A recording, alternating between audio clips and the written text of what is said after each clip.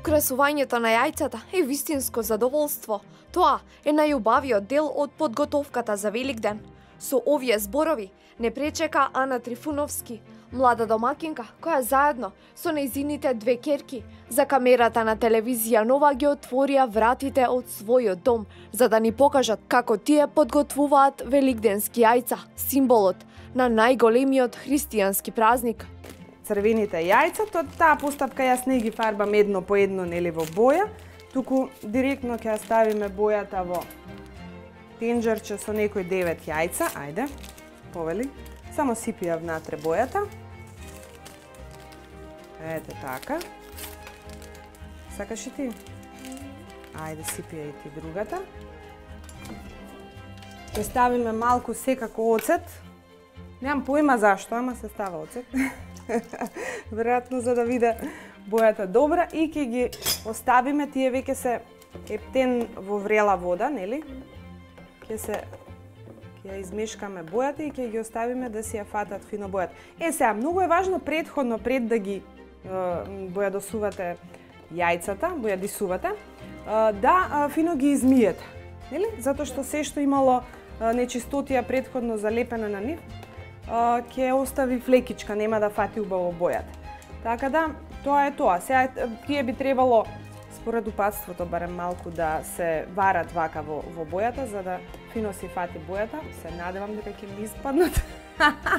После ќе немаме време да ви покажам како ќе излезат, затоа што треба да се варат. Сега другите јајца туку што ме ги украси ќерка ми со точки од црвена боја. Ана вели дека традицијата ја научила од баба ѝ, а начините на кои ги декорира јајцата ги открила пребарувајќи на интернет.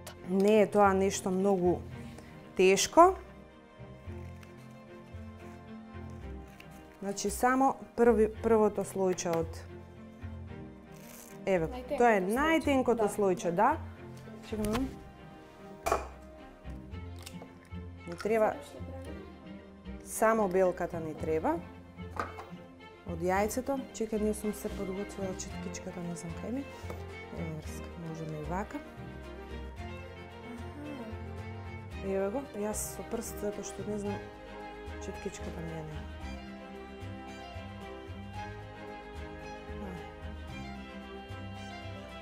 Само го прилепувам. Да. Од озгора белката.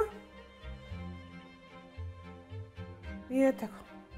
Одлично. И Колку тоа. едноставно, колку убаво. Да, а многу ефектно делува на крајот, да. И сега ќе залепиме на сите страни, нели, кај што не се измачка со црвена боја јајцето, да го покриеме. Покажемо на кај камерата. Еве го. Еве го. И тоа сега само треба да се исуши, нели? Ќе оставиме да се суши, затоа што додека е влажно, џолчката тоа знае да се лепи, не го фаќајте многу со раце, нека се исуши, после залепуваме друго и ќе биде целото такво убаво украсно со цвеќиња. Во оваа традиција подеднакво уживаат и нејзините две ќерки. Децата на секакви јајца се радуваат, нормално шарените им се омилени, ако има па уште што можно повеќе да светкаат, се тоа има, пошто и девојчиња.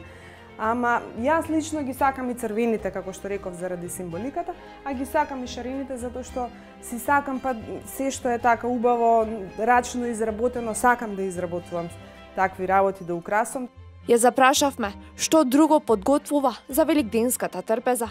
Вообичаено, кај нас барем, а и вака од пријатели со млади семејства што се, тоа го прават постарите, значи оние кои што имаат мајки, свекрви, тоа, така да јас тука сум ослободена од таа врска, меѓутоа секогаш се подготвува трпеза, па одиме на гости, значи се посетуваат секогаш на прв ден Великден, одиме по ручеци со фамилијата, со пошироката фамилија, така да од тој аспект сум ослободена, немам нешто многу што да спремам, меѓутоа знаете веќе погачи, се што месо, нели тогаш јајца, се јаде многу мимоза салата, нели треба сите овие јајца да се истрошат, да се изедат, така да тоа е тоа. Откако Ана ги покажа своите вештини за камерата на телевизија Нова, таа апелираше до домакинките да не се плашат да експериментираат со декорација за јајцата и секогаш да бидат креативни при подготовка на великденската трпеза. Семејството Трифуновски е само едно од илјадниците македонски семејства кои се подготвуваат за најрадосниот христијански празник.